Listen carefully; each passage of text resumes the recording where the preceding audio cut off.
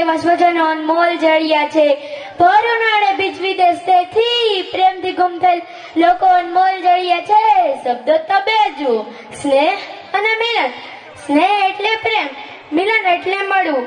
સ્નેહ મિલન એટલે શું? પ્રેમથી મળવું કે પછી પ્રેમ હોય તેને મળવું, કે પછી અજાણ્યા હોય પણ આપણા હોય ત્યાં પ્રેમ ગૂંથવા મળવું.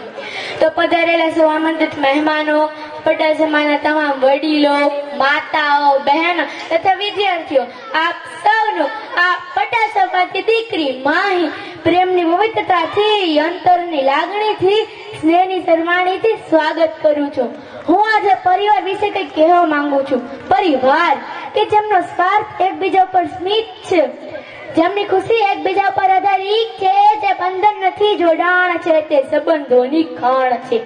બંધારણ ના હોય પણ વ્યવસ્થા હોય, સૂચન ના હોય પણ સમજણ હોય, કાયદો ના હોય પણ અનુશાસન હોય, ભય ના હોય પણ ભરોસો હોય, શોષણ ના હોય પણ પોષણ હોય, આગ્રહ ના હોય પણ આદર હોય, સંપર્ક ના હોય પણ સંબંધ હોય, અર્પણ ના હોય પણ સમર્પણ હોય. એ જ સાચો પરિવાર.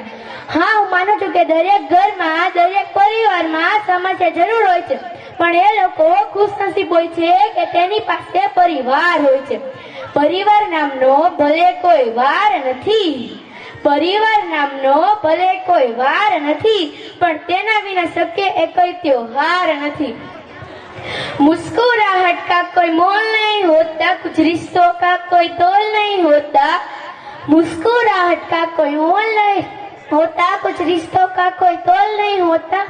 वैसे तो लोग मिल जाते हैं मोड़ पर कोई परिवार की तरह अनमोल नहीं होता, परिवार की तरह अनमोल नहीं होता. જો તમારે ઈશ્વર પાસે કંઈક માંગવું છે ને, તો પરિવારની ખુશી અને એકતા જ માંગજો.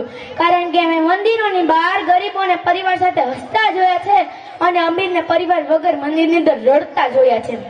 સમય, દોસ્ત અને પરિવાર એવી વસ્તુ છે ને સાહેબ, કે આપણને મફતમાં મળે છે. હા, ખરેખર મફતમાં જ મળે છે, પણ તેની કિંમત ત્યારે ખબર પડે છે જ્યારે તે ક્યાંક ખોવાઈ જાય છે. The love of a family life is greatest blessing. રૂપિયા કમાવા મોટી વાત નથી, એ રૂપિયા કમાઈને એ પરિવાર સાથે જમીને બેસવું તે મોટી વાત છે. જેની પાસે રૂપિયા છે તે સાચો અમીર માણસ નથી, જેની પાસે એ પરિવારનો પ્રેમ છે તે અમીર માણસ છે. એક પરિવાર બે વૃક્ષ સમાન હોય છે, જે તડકામાં પણ છેડો આપે છે. પરિવારમાં નાની નાની વાતોને મોટી કરજો ને તો પરિવાર નાના થતો જશે. થોડું જોયા કરજો, થોડું જતું કરજો અને થોડું જાતે કરજો, જિંદગી જીવા જેવી લાગશે. કોઈના ગયા પછી મિસ્યુ લખવા કરતા સાથે હોય ત્યારે વિથ્યું લખશો તો વધારે સારું. મકાનમાં અને ઘરમાં ઘણો ફેર હોય છે સાહેબ. બંગલો હોય, ગાડી હોય, પૈસા હોય, પણ ઘરમાં રહેતા વ્યક્તિ વચ્ચે પ્રેમ ભાવ ન હોય તો ઘરમાંથી મકાન બને છે. પરંતુ ભલે વ્યક્તિ પાસે જાહો જહાલી ન હોય, પણ ઘરમાં એક છતની નીચે રહેતા હોય, ઘરમાં એકબીજા વચ્ચે પ્રેમ ભાવ હોય તો મકાનમાંથી ઘર બને છે. મકાન બનાવવું છે કે ઘર, એ આપણા હાથમાં હોય છે. અને હા, મકાન બંધાઈ જવાથી ગૃહસ્થ નથી બની જવાતું, અને માત્ર સંતાનો જન્મી જવાથી માં કે પિતા નથી બની જવાતું. પરિવાર એ આચાર, વ્યવહાર અને સહકારનો ત્રિવેણી સંગમ છે. સંબંધની શ્રેષ્ઠ રચનાનું એકમ એટલે પરિવાર. જો કુટુંબ આદર્શ તો વિશ્વ આદર્શ, પરિવાર વેરાન તો વિશ્વ વેરાન. આજે પરિવારો વિખેરી રહ્યા છે, ઘરો તૂટી રહ્યા છે, આદર્શો ભૂસાઈ રહ્યા છે.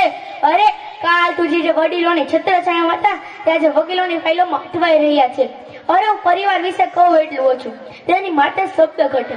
પરંતુ સમયને મર્યાદા ધ્યાનમાં રાખીને છેલ્લી પંક્તિ હું કહીને મારી વાણીને વિરામ આપીશ. ભલે ને દુનિયા સામે હોય મારી, ભલે ને દુનિયા સામે હોય મારી, મને નથી જરૂર કોઈ હથિયારની, મને તો જરૂર છે મારા લાગણીશીલ પરિવારની. અરે મતલબી જમાનો કેવા સમય પર છોડે છે સાથ, એક પરિવાર છે મુશ્કેલમાં પણ નથી છોડતો હાથ. દુઃખ તો એને પૂછો સાહેબ જેને કેવા છે જ નહીં પરિવાર, દુઃખ તો એને પૂછો સાહેબ જેને કેવા છે જ નહીં પરિવાર. કે ખુશ નસીબ છું કે મને મળ્યો છે લાગણીશીલ પરિવાર, કે ખુશ નસીબ છું કે મને મળ્યો છે લાગણીશીલ પરિવાર. અને હા, આજે મારા બોલવામાં કઈ ભૂલ થઈ હોય તો આપ મારો જ છો પરિવાર, અને હું આ જ પરિવારની દીકરી છું, તો મને માફ કરજો. જય હિન્દ, જય ભારત, જય